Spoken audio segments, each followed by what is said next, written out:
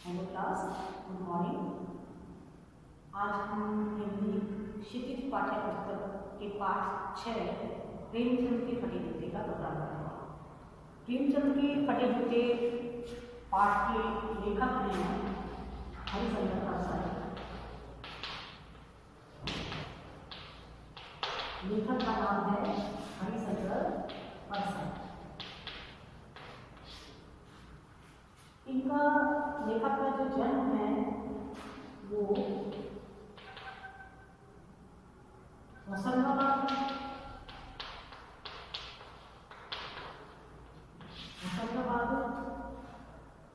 मध्य प्रदेश में हुआ। इनकी जो रचनाएं हैं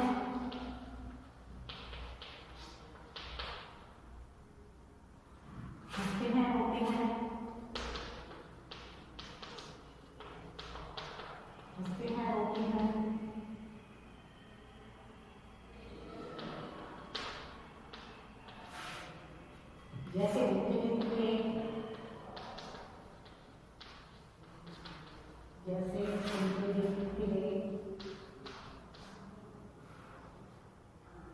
कहानी सुन रहे हैं,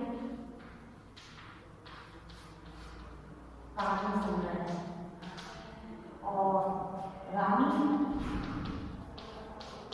नाथनी की कहानी, रानी नाथनी की कहानी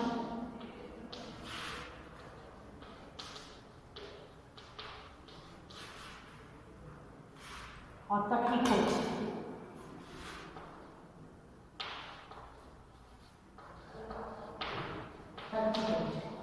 ये है इनके उपन्यास।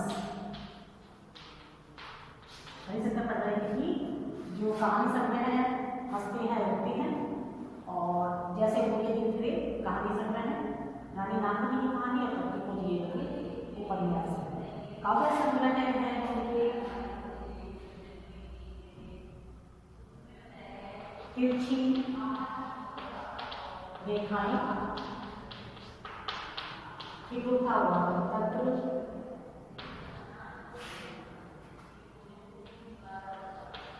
ठिठुरता हुआ गणतंत्र,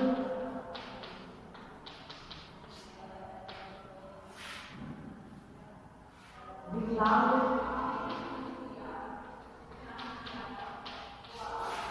श्रद्धा का दौर, विकलांग श्रद्धा का दौर, यह है काव्य संग्रह।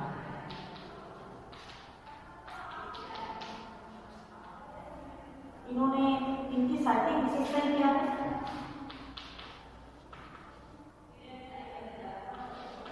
साहित्यिक विशेषताएं हैं पाखंड पर भ्रष्टाचार, पाखंड, भ्रष्टाचार, बेईमानी तथा बेईमानी पर करारा व्यंग्य।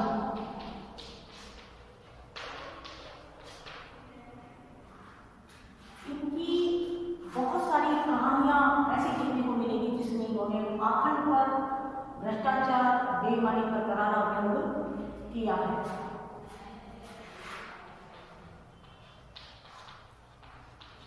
ये जो कहानी है प्रेमचंद के फटे जूते, इनको ये पहली बात तो ये कि बोलचाल की सामान्य भाषा में लिखते हैं। इनकी शैली जो है वो व्यंग्यात्मक शैली है, व्यंग्यात्मक शैली में नहीं और चुटी का व्यंग्य लिखते हैं और समाज में जो व्याप्त बुराइयां हैं उसकी ये धज्जियां उड़ाते हैं। इस कहानी के माध्यम से, प्रेमचंद की फटे जूते कहानी के माध्यम से उन्होंने चुटी का व्यंग्य लिखते हुए व्यंग्यात्मक शैली में इन्होंने समाज में व्याप्त बुराइयों पर करारा व्यंग्य किया। इस पाठ की पृष्ठभूमि क्या है कि प्रेमचंद जी हिंदी के जो सुप्रसिद्ध लेखक हुए हैं उनकी कहानियां विश्व भर में प्रसिद्ध हैं। इतने बड़े लेखक होते हुए प्रेमचंद जी बहुत बड़े लेखक हुए हैं। हरिशंकर परसाई तो कुछ भी नहीं है उनके सामने।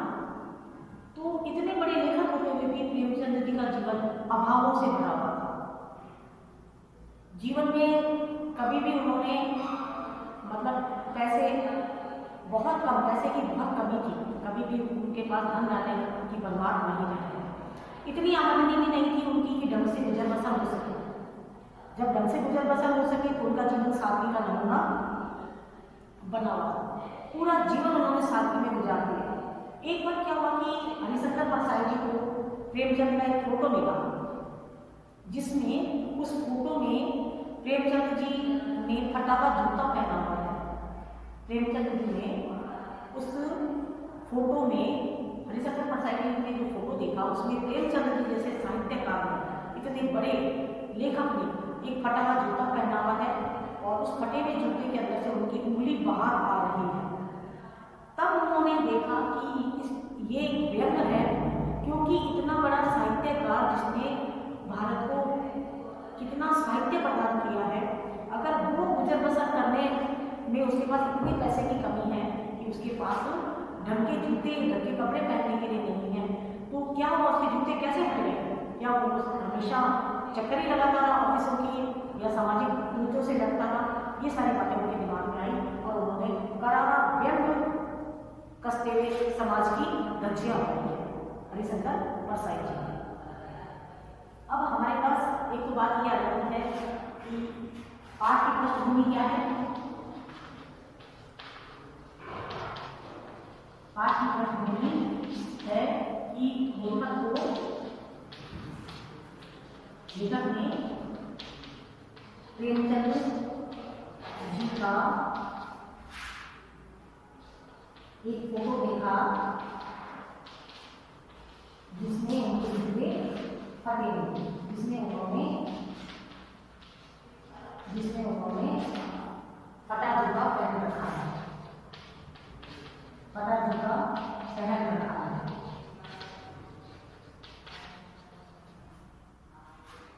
अतः परसाई जी ने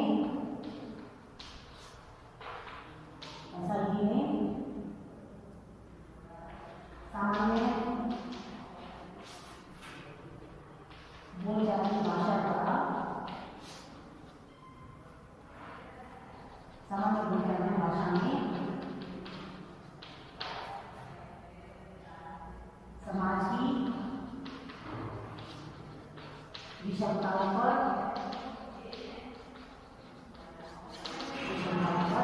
करारा व्यंग किया है। जब प्रेमचंद जी लेखक के सामने, लेखक ने जब फोटो देखा, उसमें फोटो में प्रेमचंद जी ने कैनवास के जूते पहने हैं। आप लोग कहते हैं ना स्कूल वाले शूज, वो वाले कैनवास के शूज पहने हुए हैं। उसमें से जो उनका बायां जो जूता है, बायां वाला ये जूता उनका फटा हुआ है और उसमें से अंगुली बाहर निकल रही है। जब अंगुली बाहर निकल रही है तो लेखक हरिशंकर परसाई जी ने बहुत सारी व्यंग्यपूर्ण कल्पनाएं की, बहुत सारी कल्पनाएं की कि क्या प्रेमचंद जी को पोशाक पहनने का गुण नहीं है उनके अंदर? ये तो हो नहीं सकता। इतनी कमी कि फटा हुआ जूता पहन के फोटो खिंचवानी, फोटो है उनके पास, इतने सुहानी फोटो खिंचवाई है। तो अगर उन्हें जूता पहनना था, फोटो खिंचवानी था, तो किसी से जूते ले सकते थे, उधार ले सकते थे। सभी लोग लेते हैं, बहुत सारे कपड़े पहन करके, शादी वादी होती है तो बहुत सारे कपड़े लेकर के, कई बार तो पता नहीं क्या क्या उधारी लेकर के फोटो खिंचवा लेते हैं। तो उन्हें जूते मांग लेने चाहिए थे। उपन्यासकार के जूते पर तो 50 टोकरियां न्यौछावर हो सकती, इतने महान उपन्यासकार हैं कि उनके ऊपर तो 100 टोकरियां न्यौछावर हो सकती, यानी कि उनके लिए कोई कुछ भी कर सकता है। प्रेमचंद, उसमें भी मुस्कान है, प्रेमचंद उस फोटो में मुस्कान है, प्रेमचंद की मुस्कुरा रही है। इस मुस्कान का बहुत गहरा अर्थ है, लेखक को उस मुस्कान के पीछे बहुत गहरा अर्थ, मतलब ऐसा क्या है जो फटे हुए जूते सामान्य पोशाक में भी प्रेमचंद जी मुस्कुरा रहे हैं। लेखक पूछता है कि ये जूता फट कैसे गया? क्या बनिए के तगादे लगाते हैं?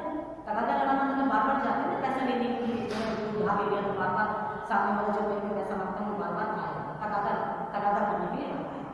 रोज भी चक्कर लगाए हैं क्या? या लगता है कि बुराइयों को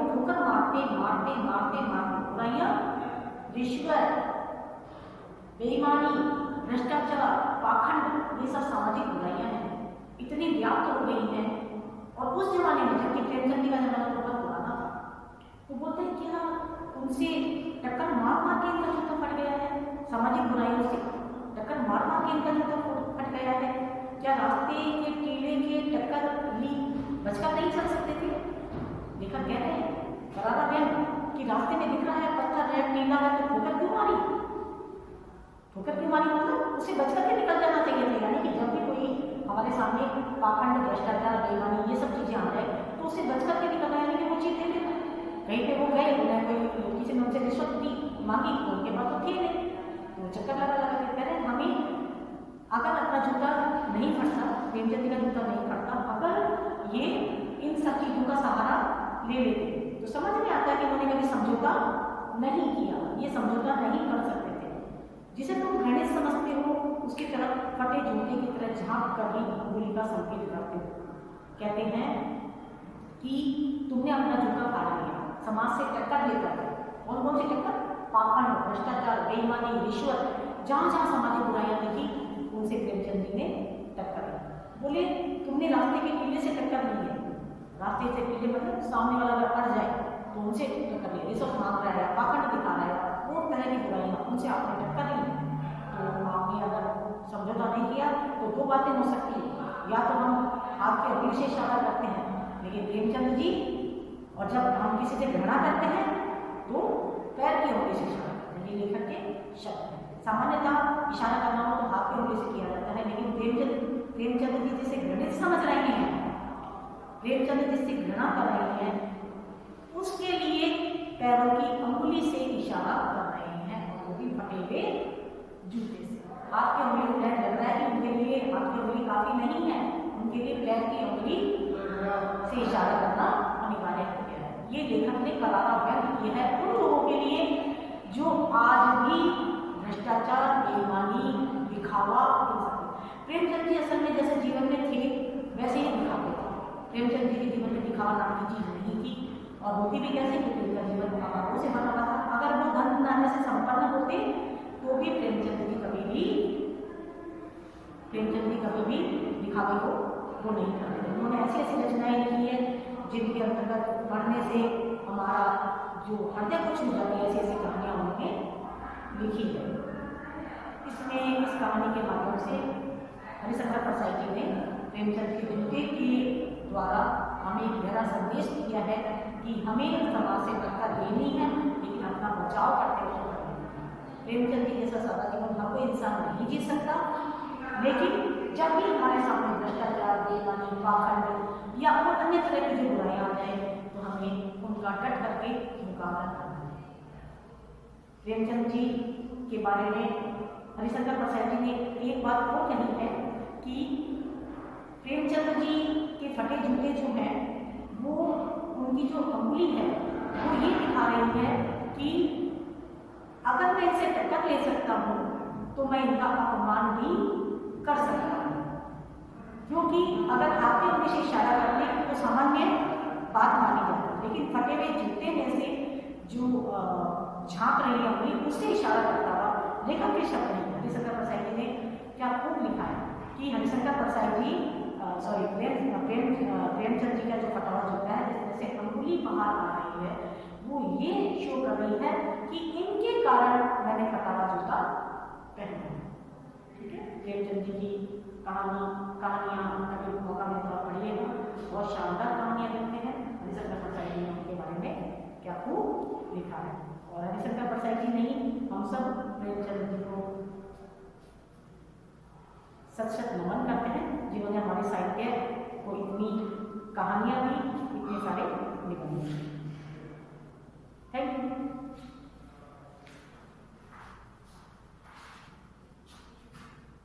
ज़्यादा ही बड़ा हो गया।